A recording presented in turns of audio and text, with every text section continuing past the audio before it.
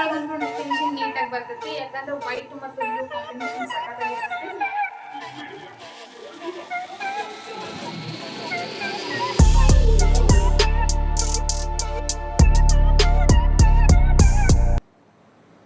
Hi friends, welcome back to my channel. ನಾನು ಲೀಲಾ, ನೀವು ನೋಡ್ತಾ ಇದ್ದೀರಾ ಜಾನ್ವಿ ಎಂಬ್ರಾಯ್ಡ್ರಿ ಯೂಟ್ಯೂಬ್ ಚಾನಲ್. ಇದು ಶನಿವಾರದ ಬ್ಲಾಗ್ ಫ್ರೆಂಡ್ಸ್. ಲೇಟಾಗಿ ಅಪ್ಲೋಡ್ ಮಾಡಕತ್ತೀನಿ, ಇನ್ನೂ ಅನ್ಕೊಬೇಡ್ರಿ. 2 ದಿನದ ಬ್ಲಾಗ್ನ ಒಂದು ಬ್ಲಾಗ್ ಮಾಡಿ ಎಡಿಟ್ ಮಾಡೀನಿ. ಯಾಕಂದ್ರೆ ಎಡಿಟ್ ಮಾಡೋಕ್ಕೆ ಟೈಮ್ ಇರೋಂಗಿಲ್ಲ. ಅದಾದಮೇಲೆ ಸ್ಟಿಚ್ ಮಾಡೋದು, ಎಂಬ್ರಾಯ್ಡ್ರಿ, ಮನೆ ಕೆಲಸ, ಮಕ್ಕಳು, ಅದು ಇದು ಅಂತೇಳಿ ಹಿಂದೆ ಹೊಡಿತಾನೆ ಇರ್ತೈತಿ. ಬ್ಲಾಗ್ ಮಾಡಿರ್ತೀನಿ ಫ್ರೆಂಡ್ಸ್, ಆಮೇಲೆ ಅಪ್ಲೋಡ್ ಮಾಡೋಕ್ಕೆ ಲೇಟಾಗಿ ಡಿಲೀಟ್ ಮಾಡ್ತಾ ಇರ್ತೀನಿ ಕೆಲವೊಂದು ಬ್ಲಾಗ್ನ. ಭಾಳ ಜನ ಕೇಳ್ತಾ ಇರ್ತೀರಿ, ನಿಮ್ಮದು ಯೂಟ್ಯೂಬ್ದು ಪೇಮೆಂಟ್ ಬಂತ, ಆಮೇಲೆ ಮೊನಿಟೈಸ್ ಆಯ್ತು ಅಂತೇಳಿ. ನಾನು ಇನ್ನೂ 1000 ಸಬ್ಸ್ಕ್ರೈಬರ್ ಆಗಿತ್ತು ಫ್ರೆಂಡ್ಸ್. 1000 ಮೇಲೆ ಆಗೈತಿ ಸಬ್ಸ್ಕ್ರೈಬರು, ಬಟ್ ಇನ್ನೂ ವಾಚ್ ಟೈಮ್ ಆಗಿಲ್ಲ. ಡೈಲಿ ವಿಡಿಯೋ ಹಾಕಿದಾಗ ಮಾತ್ರ ಅದು ಸಾಧ್ಯ ಆಗ್ತೈತಿ. ಸೊ ಡೈಲಿ ವಿಡಿಯೋ ಹಾಕಬೇಕಂತ ಅಂದ್ಕೊಂಡಿರ್ತೀನಿ, ಬಟ್ ಆಗೋದೇ ಇಲ್ಲ. ಆವಾಗ ಆಗಲಿ, ಸ್ವಲ್ಪ ಲೇಟ್ ಆದರೂ ಆಗಲಿ ನಡೀತೈತೆ ಅಂತೇಳಿ ಅಂದ್ಕೊಂಡು ಈ ಥರ ಮಾಡಿದಾಗ ಅದು ವಾಚ್ ಟೈಮ್ ಕಮ್ಮಿ ಆಗ್ತಾ ಬರ್ತೈತೆ ಫ್ರೆಂಡ್ಸ್. ನೋಡೋಣ ಎಲ್ಲಿಗೆ ಬರ್ತೈತಿ, ಏನಾಗ್ತದೆ ಅಂತೇಳಿ. ಸೊ ಇವತ್ತಿನ ಬ್ಲಾಗ್ನಾಗ ಏನೇನು ಆಗ್ತೈತಿ ನೋಡೋಣ ಬರ್ರಿ, ಶೇರ್ ಮಾಡ್ತೀನಿ ಫುಲ್ ಡೇನ. ಆ್ಯಂಡ್ ಸಬ್ಸ್ಕ್ರೈಬ್ ಮಾಡಿಕೊಂಡು ವಿಡಿಯೋ ನೋಡಿರಿ ಫ್ರೆಂಡ್ಸ್ ಆ್ಯಂಡ್ ಫ್ಯಾಮಿಲಿಗೆ ಶೇರ್ ಮಾಡಿರಿ. ಅಂದರೆ ನಮಗೂ ಸ್ವಲ್ಪ ವಿಡಿಯೋ ಮಾಡೋಕ್ಕೆ ಏನಂತಾರೆ ಖುಷಿ ಆಗ್ತದೆ ಅಂತ ಹೇಳ್ತಾ ಇವತ್ತಿನ ವಿಡಿಯೋನ ಕಂಟಿನ್ಯೂ ಮಾಡ್ತೀನಿ ಬರ್ರಿ. ಸೊ ಇವತ್ತು ಶನಿವಾರ ಇರೋದ್ರಿಂದ ಸ್ವಲ್ಪ ಬೇಗನೆ ಎದ್ದಿದ್ದೆ. ಕತ್ಲ ಇರೋದ್ರಿಂದ ಒಳಗನೆ ಕೆಲಸ ಮಾಡಿಕೊಂಡು ಸ್ವಲ್ಪ ಬೆಳಕಾದ್ಮೇಲೆ ಹೊರಗೆ ಬಂದು ಕೆಲಸ ಮಾಡ್ಕೊಳಕ್ಕಾಗ್ತಿದ್ದೆ. ಶನಿವಾರ ಇರೋದ್ರಿಂದ ಸ್ವಲ್ಪ ಗುಡಿಗೆ ಹೋಗ್ಬೇಕು ಅಂತೇಳಿ ಅಂದ್ಕೊಂಡು, ಆ್ಯಕ್ಚುಲಿ ನನ್ನ ರಾಶಿ ಒಳಗೆ ಸದ್ಯ ಸಾಡೆ ಸತಿ ನಡೆಯತೈತಿ. ಸದ್ಯಕ್ಕೆ 2032 ಮಟನೂ ಇರ್ಬೋದೇನೋ. ಸೊ ಸದ್ಯಕ್ಕೆ ಈಗ ಸ್ಟಾರ್ಟ್ ಆಗೈತಿ. ಸೊ ಅದಕ್ಕೆ ನಾವು ಆಂಜನೇಯನ ದೇವಸ್ಥಾನಕ್ಕೆ ಜಾಸ್ತಿ ಹೋಗ್ಬೇಕಂತ ಅಂದ್ಕೊಂಡೀನಿ. ಸ್ವಲ್ಪ ಆದಷ್ಟು ಪ್ರತಿ ಶನಿವಾರ ಹೋದರೆ ಒಳ್ಳೇದಂತ ನನಗೆ ಅನಿಸ್ತೈತಿ. ಸೊ ನಾನು ಇವತ್ತು ಎಳ್ಳು ಬತ್ತಿ ಒಯ್ಯಕತ್ತೀನಿ, ಒಂದು 9 ಎಳ್ಳು ಬತ್ತಿ, ಆಮೇಲೆ ಕರಿ ಎಳ್ಳು, ಪುಟಾಣಿ, ಸಕ್ಕರೆ, ಈ ಥರ ಮನೆಯೊಳಗೆ ಏನಿರುತ್ತೆ ಅದು ಏನು ಸಾಧ್ಯ ಆಗುತ್ತೆ ಗುಡಿಗೆ ಹೋಗಿ ಬಂದಿರ್ತೀನಿ.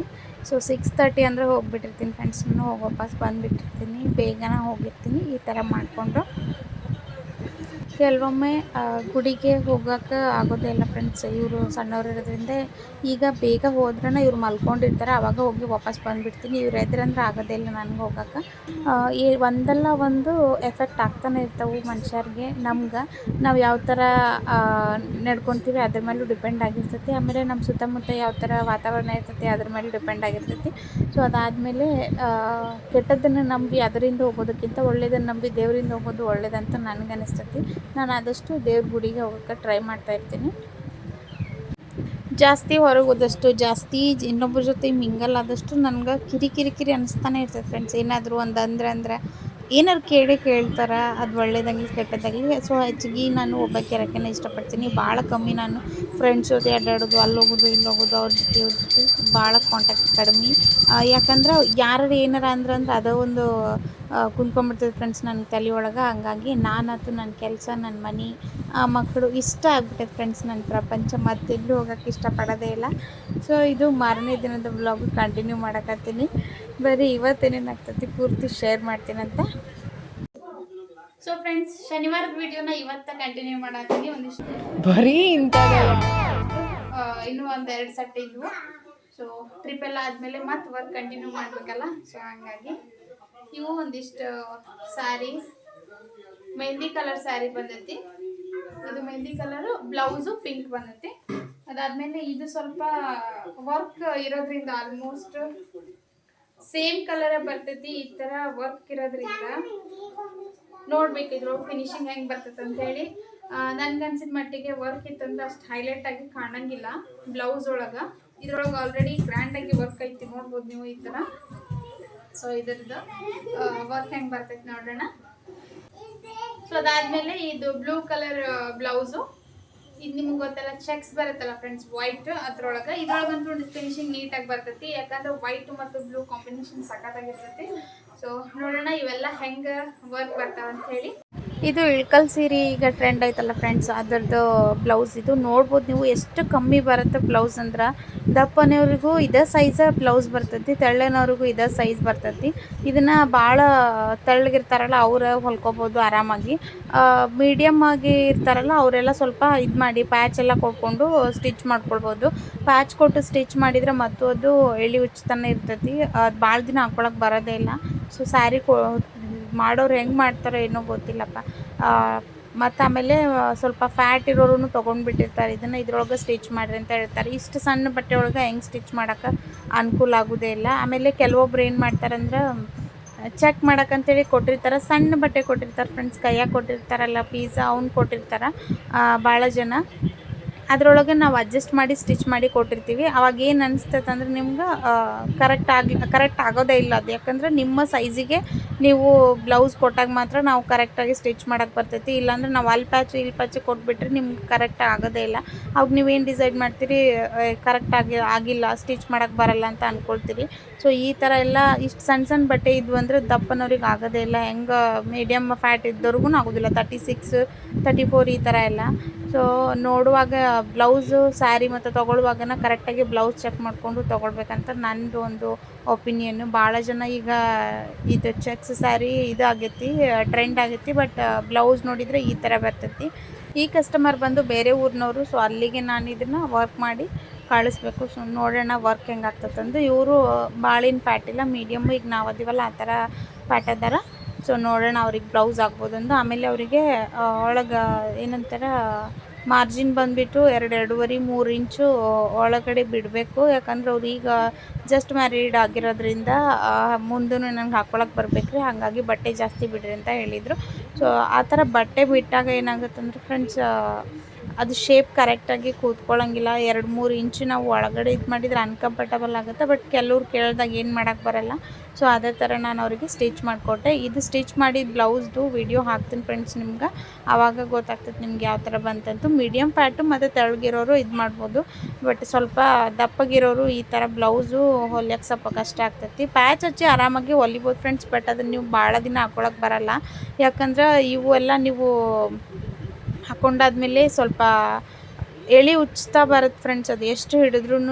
ಈಗ ನೋಡಿರಿ ನೀವು, ನಾನು ವರ್ಕ್ ಹಾಕಿ ತೆಗಿಯೋಷ್ಟಿಗೆ ಅಂದ್ರೆ ಮತ್ತೊಂದು ಸ್ವಲ್ಪ ಎಳೆ ಉಚ್ತಾನೆ ಇರ್ತೈತೆ. ಯಾವ ಬ್ಲೌಸ್ ಆದ್ರೂ ಕೆಲವೊಮ್ಮೆ ಏನು ಮಾಡ್ತೀನಿ, ನಾನು ಊದಿನ ಕಡ್ಡಿ ತೊಗೊಂಡೆಲ್ಲ ಅವನ್ನ ಲಾಕ್ ಮಾಡ್ಕೊಂಡಿರ್ತೀನಿ, ಸ್ವಲ್ಪ ಹಚ್ಕೊಂಡು ಈ ಥರ ಮಾಡ್ಕೊಂಡಿರ್ತೀನಿ. ಬಟ್ ಇವಕ್ಕೆಲ್ಲ ಅದು ವರ್ಕ್ ಆಗೋಲ್ಲ. ಯಾಕಂದರೆ ಪ್ಯೂರ್ ಕಾಟನ್ ಇರೋದ್ರಿಂದ ಅದು ಸ್ವಲ್ಪ ಉಚ್ತಾನೆ ಇರ್ತೈತಿ. 1 ಇಂಚ್ 2 ಇಂಚ್ ಆ ಕಡೆ ಈ ಕಡೆ ಎಳೆ ಉಚ್ತಾನೆ ಇರ್ತೈತೆ ಅದು ಸ್ಟಿಚ್ ಮಾಡೋ ಮಟನು. ಅದಕ್ಕೆ ನಾವು ಏನು ಮಾಡ್ತೀವಿ, ಬೇಗನೆ ವರ್ಕ್ ಮಾಡಿ ಸ್ಟಿಚ್ ಮಾಡಿಬಿಟ್ವಿ ಅಂದ್ರೆ ಆಮೇಲೆ ಇಂಟರ್ಲಾಕ್ ಹಾಕ್ಕೊಂಡು ಬಿಟ್ಟಿರ್ತೀವಿ. ಇದನ್ನು ಯಾರು ಸ್ಟಿಚ್ ಮಾಡಿರ್ತೀರಿ ಅವ್ರಿಗೆ ಗೊತ್ತಿರ್ತೀವಿ ಟೈಲರ್ಗೆ. ನಾನು ಅದನ್ನು ವೀಡಿಯೋ ಮಾಡ್ಬೇಕಂದ್ರೆ ವೀಡಿಯೋ ಮಾಡೋಕ್ಕನಾಗಿಲ್ಲ ನನಗೆ. ಆಮೇಲೆ ಅದನ್ನು ವಾಷಿಂಗ್ ಮಿಷಿನಿಗೆ ಹಾಕಿಲ್ಲ ಫ್ರೆಂಡ್ಸ್, ನಾನು ಕೈಲೇ ಒಗ್ದು ಹಾಕೀನಿ. ಯಾಕಂದ್ರೆ ಆ ಥರ ಎಳೆಯಲ್ಲೇ ಮತ್ತು ವಾಷಿಂಗ್ ಮಿಷಿನಾಗೆ ಸಿಕ್ಕೊಂಡು ಅದು ಮತ್ತು ರಿಪೇರಿ ಆಗ್ತದೆ ಅಂತೇಳಿ ಅಷ್ಟೇ. ಕೆಲವರು ಹಾಕಕ್ಕೆ ಬಂದಾಗ ಇನ್ನು 250 350 450 ಅಂತ ಇರ್ತಾರೆ. ಬಟ್ ಅದರಿಂದ ಅಷ್ಟು ಎಫರ್ಟ್ ಇದ್ದೇ ಇರ್ತೈತಿ.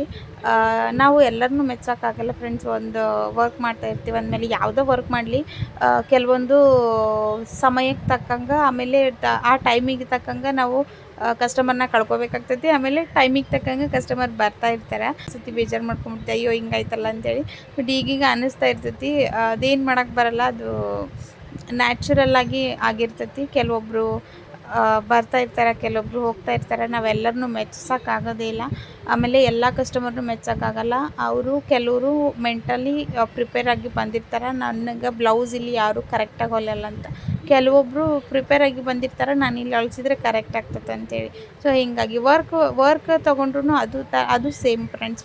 ನಾವು ಎಲ್ಲರಿಗೂ ಸೇಮ್ ಫಿನಿಶಿಂಗು ಕೊಟ್ಟಿರ್ತೀವಿ. ಬಟ್ ಕೆಲವರಿಗೆ ಅದು ನೋಡಿದಾಗ ಇಷ್ಟ ಆಗ್ತೈತಿ, ಹಾಕೊಂಡಾಗ ಇಷ್ಟ ಆಗಂಗಿಲ್ಲ. ಅದು ವರ್ಕ್ ಮಾಡಿದ ಮೇಲೆ, ನನಗೆ ಒಂದು 3-4 ಜನ ವರ್ಕ್ ಹಾಕಿದ್ಮೇಲೆ ನನಗೆ ಇಷ್ಟ ಆಗಲಿಲ್ಲ ರೀ ವರ್ಕ್ ಇದಂತೆ. ಎಂಥ ಚಲೋ ಡಿಸೈನ್ 1000, ಆಮೇಲೆ 1200, 1500 ಈ ಥರ ಏನಾಗ್ತದೆ ಅಂದರೆ ಕ್ಯಾಟ್ಲಾಗ್ ನೋಡುವಾಗ ಒಂಥರ ನಿಮ್ಗೆ ಕಾಣಿಸ್ತೈತಿ. ಅದಾದಮೇಲೆ ನಿಮ್ಮ ಬ್ಲೌಸು ಮತ್ತು ಸ್ಯಾರಿಗೆ ಅನುಗುಣವಾಗಿ, ಅಂದರೆ ನನಗೇನು ವಿಡಿಯೋ ಹಾಕಿರ್ತೀನಲ್ಲ ಅದನ್ನು ನೋಡಿ ಬಂದು ಕೊಟ್ಟಿರ್ತಾರೆ ಅವ್ರು. ಸ್ಯಾರಿ ಮತ್ತು ಬ್ಲೌಸು ಅದು ಕಲರ್ ಯಾವ್ದು ಇರ್ತೈತೆ ಅಂದರೆ ಅಪೋಸಿಟ್ ಕಲರ್ ಇರ್ತೈತಿ. ಬಟ್ ಅವ್ರು ತೊಗೊಂಡು ಬಂದಿದ್ದು ಸ್ಯಾರಿ ಯಾವ ಥರ ಇರ್ತೈತೆ ಅಂದ್ರೆ ಬ್ಲೌಸು ಮತ್ತು ಸ್ಯಾರಿ ಸೇಮ್ ಕಲರ್ ಇರ್ತೈತಿ. ಆವಾಗ ಅವ್ರೇನು ವಿಡಿಯೋ ನೋಡಿರ್ತಾರೆ ಅಥವಾ ಫೋಟೋ ನೋಡಿರ್ತಾರೆ ಅದ್ರದ್ದು ಫಿನಿಶಿಂಗ್ ಅದ್ರೊಳಗೆ ಬರೋದಿಲ್ಲ, ಯಾಕಂದ್ರೆ ಅಪೋಸಿಟ್ ಕಲರ್ ಇರೋಂಗಿಲ್ಲ. ಸೊ ಹಂಗಾಗಿ ಡಿಸೈನ್ ಆದಮೇಲೆ ಇದು ಮಾಡ್ತಾರೆ, ನಮ್ಗೆ ಇಷ್ಟ ಆಗಲಿಲ್ಲ ರೀ ಡಿಸೈನ್ ಇದೆ ಅಂತೇಳಿ. ನಿಮ್ಮ ಸ್ಯಾರಿ ಮತ್ತು ಬ್ಲೌಸು ಯಾವ ಥರ ಇರ್ತೈತಿ ಅದೇ ಥರ ನಿಮ್ಗೆ ಫಿನಿಶಿಂಗ್ ಬರ್ತೈತಿ, ಆಮೇಲೆ ಅದೇ ಥರ ಲುಕ್ ಬರ್ತೈತಿ. ಅಪೋಸಿಟ್ ತೊಗೊರಿ ಅಂತ ನಾನು ಆಲ್ಮೋಸ್ಟ್ ಹೇಳ್ತೀನಿ. ನೀವು 500-600 ರೂಪಾಯಿ ಸ್ಯಾರಿ ತೊಗೊಂಡ್ರು ಅಪೋಸಿಟ್ ಕಲರ್ ತೊಗೊಂಡು ಒಂದು 500-600 ಕೊಟ್ಟು ನೀವು ವರ್ಕ್ ಹಾಕ್ಸಿದ್ರು ಅದು ನಿಮ್ಗೆ ನೀಟಾಗಿ ಕಾಣಿಸ್ತತಿ. 2-3 ಸಾವಿರ ರೂಪಾಯಿ ಸ್ಯಾರಿ ತೊಗೊಂಡವ್ರಿಗೆ ಕಾಣಿಸ್ತತೆ ಅಂತ ನಾನು ಭಾಳ ಜನ ಕಸ್ಟಮರ್ಗೆ ಹೇಳೀನಿ. ಈವನ್ ತಿಳಿದವರು ಒಬ್ಬರು ರೀಸೆಂಟಾಗಿ ಆಗಿತ್ತು ಫ್ರೆಂಡ್ಸ್ ಇನ್ಸಿಡೆಂಟು. ತಿಳಿದವ್ರನ್ನ ಅವರು ಇದನ್ನ ಮಾಡ್ತಿರ್ತಾರೆ, ಬಟ್ ಅವ್ರಿಗೆ ಡಿಸೈನ್ ಆದಮೇಲೆ ನನಗೆ ಇಷ್ಟ ಆಗಲಿಲ್ಲ ಡಿಸೈನ್ ಅಂತ ಹೇಳಿಬಿಟ್ರು. ಸೊ ಅದು ವರ್ಕ್ ಹಾಕಿದ ಮೇಲೆ ನಮ್ಗೆ ಬೇಜಾರು ಅನ್ನಿಸ್ತೈತಿ, ಎಷ್ಟು ನೀಟ್ ಫಿನಿಶಿಂಗ್ ಇತ್ತದು. ಬಟ್ ಅವ್ರಿಗೆ ಇಷ್ಟ ಆಗಲಿಲ್ಲ ಅಂತ ಅವ್ರ ಸ್ಯಾರಿ ಮತ್ತು ಅವರ ಬ್ಲೌಸ್ ಕಲರ್ಗೆ ಅನುಗುಣವಾಗಿ ನಾವು ಹಾಕ್ಬೇಕಾಗ್ತೈತಿ. ಬೇರೆ ಕಲರ್ ತೊಗೊಂಡು ಹೈಲೈಟ್ ಆಗಲಿ ಅಂತೇಳಿ ಯಾವ್ದಾರ ಕಲರ್ ತೊಗೊಂಡು ಹಾಕಕ್ಕೆ ಬರೋಂಗಿಲ್ಲ. ಆಮೇಲೆ ಕೆಲವೊಂದು ಸೆಟ್ಟಿಂಗ್ಸ್ ಅಂತ ಇರ್ತೈತಿ ಮಷಿನ್ ಒಳಗೆ. First thread, second, main colour ಯಾವ್ದು ಇರ್ತೈತೆ ಅದು. ಮೇನ್ ಕಲರ್ ಯಾವಾಗಲೂ ನಾವು ಸ್ಯಾರಿದು ಏನು ಇರುತ್ತಲ್ಲ ಕಲರ್, ಅದನ್ನು ಮೇನ್ ಕಲರ್ ಆಗಿ ತೊಗೊಂಡಿರ್ತೀವಿ. ಗೋಲ್ಡ್ ಮತ್ತು ಸಿಲ್ವರ್ ಜರಿ ಇರುತ್ತಲ್ಲ ಅದನ್ನು ನಾವು ಸ್ಟೋನ್ ರೀತಿ, ಆಮೇಲೆ ನೆಕ್ ಲೈನಿಗೆ ಈ ಥರ ಎಲ್ಲ ನಾವು ವರ್ಕ್ ಮಾಡಿದಾಗ ಅದು ನೀಟಾಗಿ ಕಾಣಿಸ್ತದೆ ಅಂತೇಳಿ ಈ ಥರ ಪ್ಲ್ಯಾನ್ ಮಾಡಿಕೊಂಡು ನಾವು ಮಾಡಿರ್ತೀವಿ. ಬಟ್ ನಿಮ್ಮ ಸ್ಯಾರಿ ಕಲರ್ ಯಾವುದಿರುತ್ತೋ ಅದೇ ಬಂದಿರ್ತೈತಿ. ಈ ಡಿಸೈನ್ ಅಂತೂ ಸಖತ್ತಾಗಿ ಟ್ರೆಂಡ್ ಐತಿ ಫ್ರೆಂಡ್ಸ್. ಯಾರಿಗೆ ಈ ಡಿಸೈನ್ ಬೇಕು ನನಗೆ ಕಾಂಟ್ಯಾಕ್ಟ್ ಮಾಡಿರಿ, ನಾನು ಈ ಡಿಸೈನ್ ನಿಮ್ಗೆ ಕಳಿಸ್ಕೊಡ್ತೀನಿ. ಇನ್ಸ್ಟಾ ಓಪನ್ ಮಾಡಿದರೆ ಸಾಕು ಬರೀ ಇದೇ ಡಿಸೈನ್ ಬರ್ತಾನೆ ಇತ್ತು. ಸೊ ಸೈಡ್ ಬೈ ಸೈಡ್ ನಾನು ಬ್ಲೌಸನ್ನು ಸ್ಟಿಚ್ ಮಾಡ್ಕೊಳಕತ್ತಿದ್ದೆ. ಇದು ಒಂದು ಸ್ಟಿಚ್ ಮಾಡಿಕೊಂಡೆ. ನನಗೆ ಈ ಬ್ಲೌಸ್ ಅಂತೂ ಸಖತ್ ಇಷ್ಟ ಆಯ್ತು. ಇದ್ರದ್ದು ಫುಲ್ ಬ್ಲಾಗ್ ನಾನು ನಾಳೆ ವೀಡಿಯೋ ಒಳಗೆ ಅಪ್ಲೋಡ್ ಮಾಡ್ತೀನಿ, ಚೆಕ್ ಮಾಡಿರಿ. ಸೊ ಇವತ್ತಿನ ಬ್ಲಾಗ್ ಇಲ್ಲಿಗೆ ಎಂಡ್ ಮಾಡ್ತೀನಿ. ನಾಳೆ ಮತ್ತೊಂದು ಬ್ಲಾಗ್ ಒಳಗೆ ಸಿಗ್ತೀನಿ ಅಂತ friends. Thank you so much. Bye bye.